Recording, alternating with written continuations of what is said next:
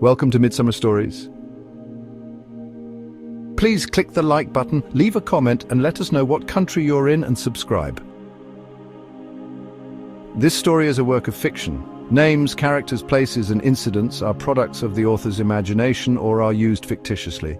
Any resemblance to actual events, locales, or persons living or dead is entirely coincidental. This work may contain mature themes. Viewer discretion is advised. Hannah was a whisper in a world of shouts. She lived on a small farm nestled close to the village of Oakhaven. Her beauty was quiet, like a pale, wild rose hidden among thorns. Her eyes, the color of warm honey, often looked down. They held a shy light, rarely meeting another's gaze for long. Her hair, dark as rich earth, fell in soft waves around her shoulders. She moved with a gentle grace, almost unseen, almost unheard. People in Oakhaven knew of her, the girl who lived alone. They saw her beauty, but her shyness was a veil. Her days were spent in solitude, tending to the needs of the farm. The chickens clucked, the old goat bleated, but human voices were few. The work was hard, demanding strength she didn't always feel she had. Yet she persevered. Each sunrise brought chores, each sunset a quiet meal alone. The farm was her small world, a place of routine and silence. It was a lonely existence, but it was all she knew. She rarely ventured into Oakhaven, her shyness a strong chain holding her back. The villagers thought her strange, perhaps this young woman alone. Beyond her fields, the Whisperwood loomed. It was a constant presence, a dark line against the sky. Its trees were ancient, their branches tangled like gnarled fingers. Even in bright daylight, the edge of the forest seemed to hold shadows. Hannah felt its gaze upon her, a silent, watchful entity. It was a place of mystery, a place of fear for all in Oakhaven. She tried not to think about it too much. She tried to keep her world small, confined to her familiar fields and the safety of her small cottage, but the forest was always there. It was a border she could not ignore. Sometimes she would stand at the edge of her property, looking towards its depths. She felt a pull, a strange curiosity mixed with a deep, ingrained fear. The whispers of its name were enough to send shivers down her spine. The tales told in the village painted it as a place of nightmares. Hannah, so close to its edge, felt its breath more keenly than others. She was the girl living on the very doorstep of danger, a fragile flower near a sleeping beast. Life on the farm was a cycle of quiet tasks. Hannah would rise with the sun, its first light painting the dew-kissed fields. She would milk the goat, its warm breath misting in the cool morning air. She fed the chickens, their eager clucking a familiar sound. The scent of hay and damp earth was her constant companion. These routines were her anchor, a way to measure the passing days. She worked with her hands, feeling the soil, mending fences, tending her small vegetable patch.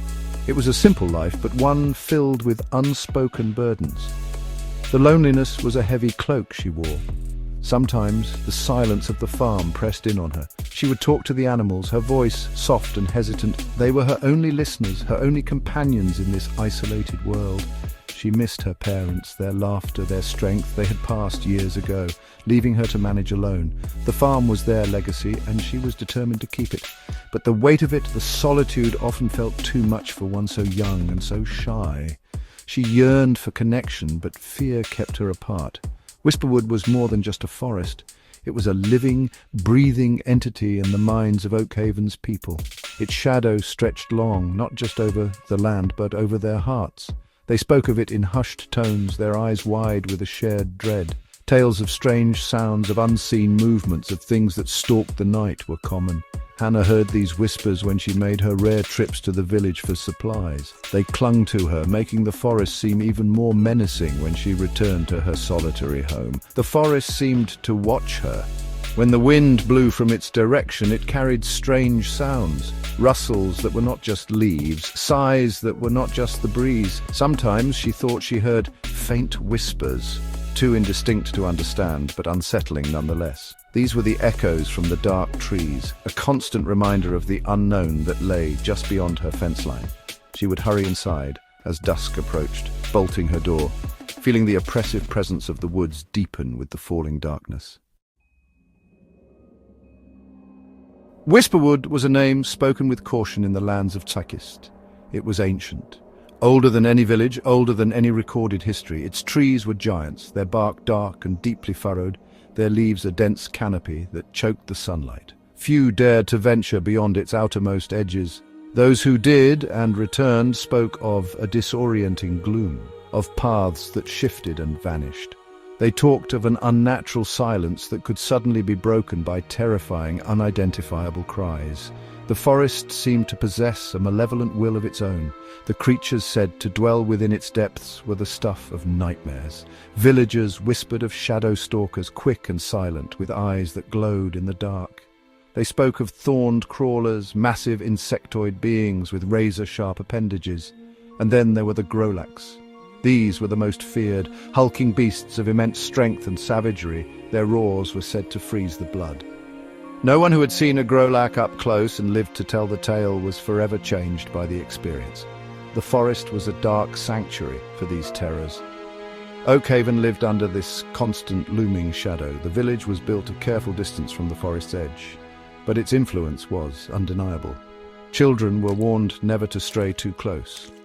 Hunters, brave as they were, avoided its deepest parts. The forest was a boundary, a limit to their world. It was a source of fear, but also a strange, dark fascination. They knew it was dangerous, yet it was a part of their landscape, a brooding neighbor they could never truly escape.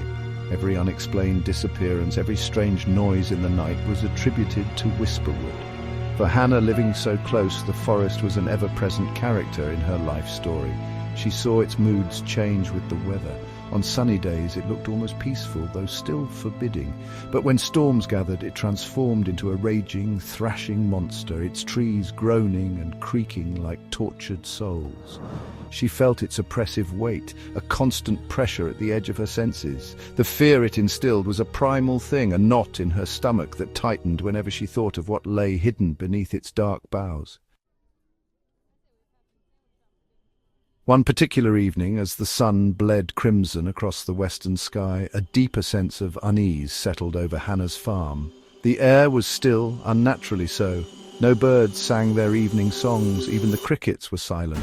An oppressive quiet hung heavy, broken only by the distant, mournful sigh of the wind as it rustled the outermost leaves of Whisperwood. Hannah felt it in her bones, a prickling sensation on her skin. Something was different tonight, something was wrong. The usual shadows seemed to stretch further, to writhe with unseen life. She hurried through her evening chores, her movements quick and anxious. The goat sensed her fear, bleating nervously and pressing close to her leg. The chickens huddled together in their coop, unusually subdued. Hannah found herself glancing repeatedly towards the dark line of the trees. The whispers she sometimes imagined seemed louder tonight, more insistent. They felt closer, as if the forest itself was inching towards her little haven. She tried to dismiss it as her imagination, fueled by loneliness and the old village tales, but the feeling of dread persisted, growing stronger. Inside her small cottage, she lit an extra candle, its flickering flame doing little to dispel the encroaching gloom. The familiar creaks and groans of the old house usually offered a strange comfort. Tonight they sounded like stealthy footsteps, like something testing the walls. She sat by her small hearth, the fire crackling, but its warmth did not reach the chill that had settled deep within her. Every snap of a twig outside, every rustle of leaves made her heart jump. She strained her ears, listening, waiting, though she did not know for what. The moon rose, a blood-red dot in the inky sky, offering little light. The stars seemed distant and cold. Whisperwood was a solid wall of blackness, impenetrable and menacing. Hannah found herself holding her breath, her senses on high alert. The silence outside was a taut string stretched to its breaking point. She knew with a certainty that terrified her that this night would not pass like the others. The dread was a living thing now, coiling in her stomach, whispering its own dark premonitions into her mind. The forest was awake, and it was hungry. Suddenly a sound ripped through the tense silence. It was not a whisper, not a rustle. It was a guttural snarl, low and resonant, vibrating through the very floorboards of the cottage. Hannah froze, her blood turning to ice. The sound came again, closer this time, followed by the heavy thud of something immense moving through the undergrowth at the forest's edge. Her heart hammered against her ribs, a frantic drumbeat of pure terror. This was no ordinary forest creature. This was something else, something monstrous. The dread had found its voice. Then a shadow detached itself from the deeper blackness of Whisperwood. It moved with a horrifying, lumbering gait, yet with an unnatural speed. As it stepped into the faint, bloody moonlight that filtered through the clouds, Hannah saw it. A Grolak. It was even more terrifying than the village legends described. The beast was massive, its body a misshapen bulk of muscle and coarse, matted fur, the color of dried blood and dark earth. Its head was too small for its body, dominated by a wide mouth filled with rows of jagged yellowed teeth. Its eyes, large and red, glowed with a malevolent intelligence and a primal hunger. They scanned the farm, fixing on the small, flickering light of Hannah's cottage. Two thick, powerful arms, ending in massive, clawed hands, dragged along the ground as it moved. A rank, fetid odor wafted from it, a stench of decay and raw meat that made Hannah gag. It let out another roar, a sound that promised pain and destruction, a challenge to the quiet night. It was the embodiment of Whisperwood's darkest nightmares come to life. The Grolak began to move towards her cottage, its heavy footfalls shaking the ground. Each step was deliberate, purposeful. It knew she was there. It could smell her fear. Hannah was paralyzed, her mind struggling to comprehend the reality of the beast before her. This was the creature that haunted the deepest parts of the forest. The monster whispered about in terrified tones, and it was here, at her door. The fragile walls of her home seemed like paper against such a brute. There was nowhere to run, nowhere to hide from this terror from the trees. Desperate courage, cornered heart. The Grolak reached the small wooden fence that marked the boundary of Hannah's yard. With a contemptuous swipe of its massive arm, it shattered the fence posts like twigs. Splintered wood flew through the air. The beast paused, sniffing the air, its glowing red eyes fixed on the cottage door. Hannah could hear its harsh, raspy breathing, even through the thick wooden door. Her breath caught in her throat, panic, cold and sharp, threatened to overwhelm her. She was trapped. This was it, the end of her quiet, lonely life. She backed away from the door, her legs trembling uncontrollably. Her mind raced, searching for an escape, for any hope. But the cottage was small, with only one door and a few small windows.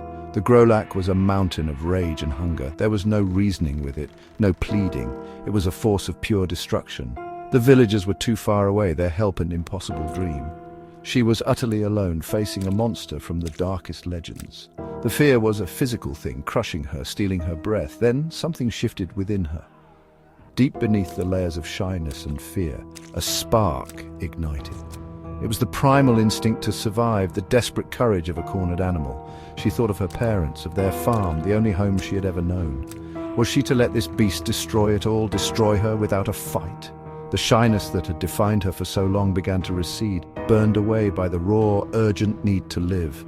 She would not die cowering in a corner. She would not let fear be her final master. Her eyes darted around the small room, searching for anything that could serve as a weapon. Her gaze fell upon an old, dusty chest tucked away in a corner. Inside, she knew, lay her father's old sword. He had been a soldier long ago, before he became a farmer. She had never touched it, had barely even looked at it. It was a relic of a life she didn't understand. But now it was her only chance. With a surge of adrenaline, she scrambled towards the chest, her heart pounding a wild rhythm of fear and newfound resolve. The old sword's song. With trembling hands, Hannah fumbled with the latch of the old wooden chest. It creaked open, releasing the faint scent of aged leather and cold steel. There, nestled on a bed of faded velvet, lay her father's sword. It was a simple weapon, a straight-bladed longsword, its hilt wrapped in worn leather. The steel was dull with age, but it looked sturdy, reliable. She had never held a sword before. It felt heavy, unfamiliar in her grasp. But as her fingers closed around the hilt, a strange sensation coursed through her. A flicker of strength, of purpose. The Grolak outside let out another earth-shattering roar, followed by a tremendous crash as its fists slammed into the wooden door. Splinters flew inward. The door shuddered, hinges groaning in protest. It would not hold for much longer.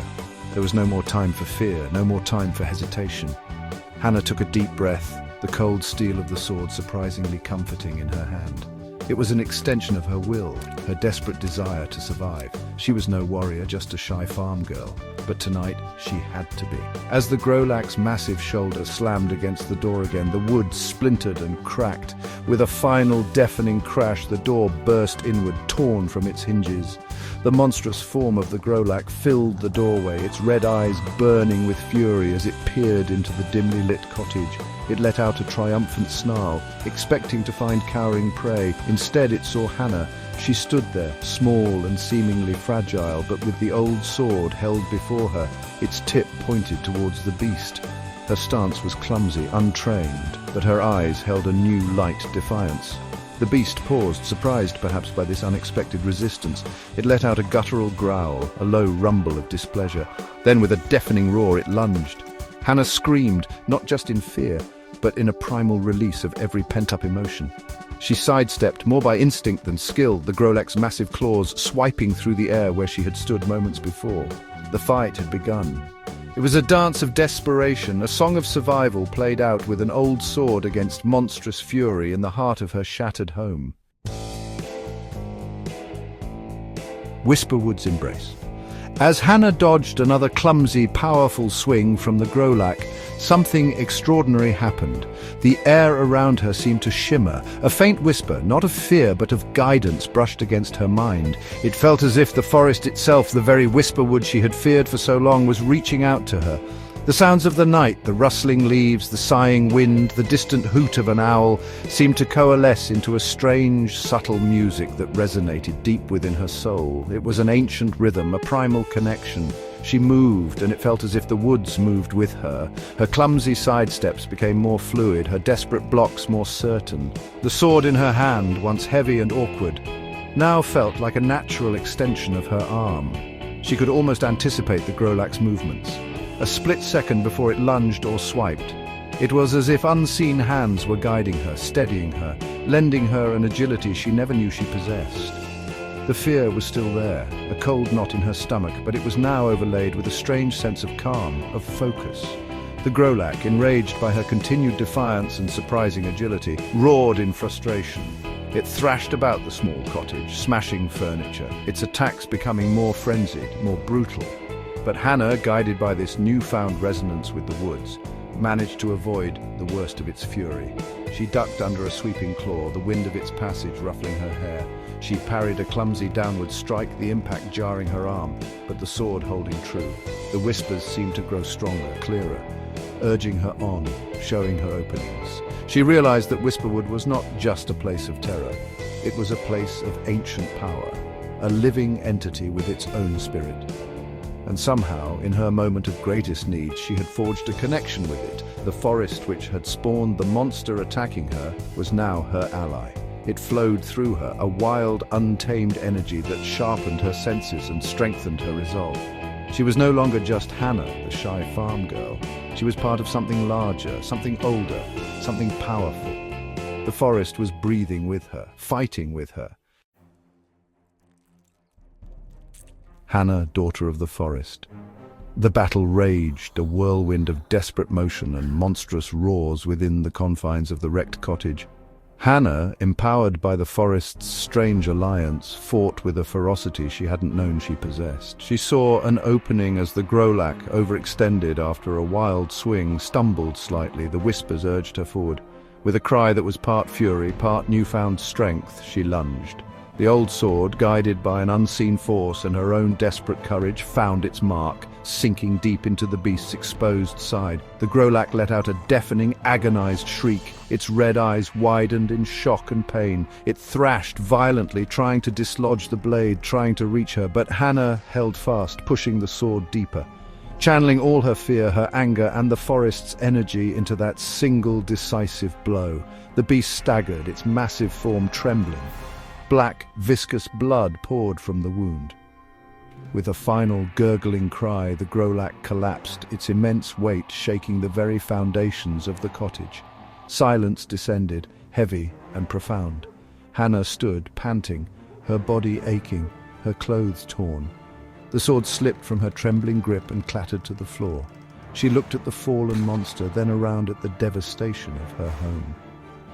But as the first rays of dawn began to filter through the broken doorway, painting the scene in hues of grey and pale gold, she felt not despair, but a profound change within herself. The shyness, the fear that had clung to her for so long, had been burned away in the crucible of battle. It was replaced by a quiet strength, a steely resolve. She stepped out of the ruined cottage into the cool morning air. The Whisperwood stood before her, no longer a source of dread, but a silent, watchful ally. She felt its presence not as a threat, but as a deep, resonant connection. She had faced its darkest spawn and survived. More than survived, she had conquered. The girl who once looked at the ground now stood tall, her gaze clear and steady. Hannah, the shy farm girl, was gone. In her place stood Hannah, warrior of the Whisperwood, her spirit forged anew, ready to face whatever darkness the world or the forest might send her way. Thank you for watching.